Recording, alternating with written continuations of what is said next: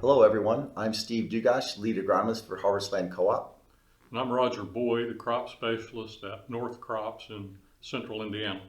And we want to visit with you a little bit today about the merits of spring soil sampling. We're now into 2020.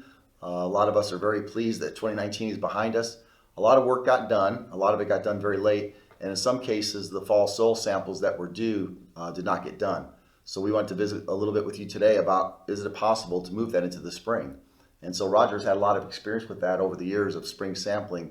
So I'd like to kind of ask him, what are, I guess from your standpoint, you've had experience with it, what are some of the advantages that you see in spring?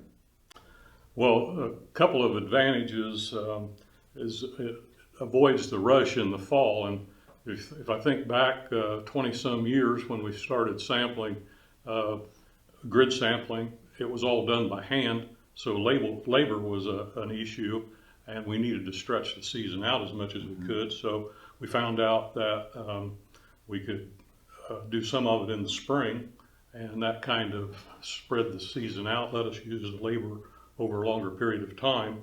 And then there was another advantage in that we would get that information back in May or June, and we had all summer then to analyze that, work with customers, and develop a plan for variable rate lime and fertilizer. Right. I remember back in the day when we tried to do a lot of stuff in the fall, we would be pushing guys who want to get in the field to do some tillage operations. And it was just really horrible because we just couldn't get all that done in time to keep a guy in the field with a plow. So again, another reason why we kind of migrated to the spring. But I remember early in my career, I'll admit it, I used to teach a lot about you can't compare spring samples to fall samples, or the variability was too much. So we called it seasonal variability. And what we came to find out was we probably were overplaying that. It probably wasn't that big of a deal. That there's actually years that the weather was variable enough in the fall, from a dry fall to a wet fall, we saw as much variability of that as we did from sampling to a fall and then moving to spring. So I think, again, you've had some experience in that area as well.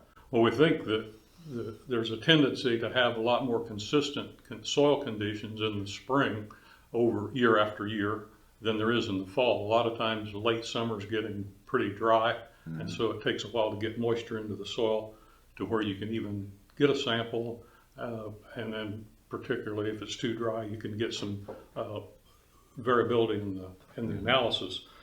So we think we can eliminate a lot of that in the spring sampling.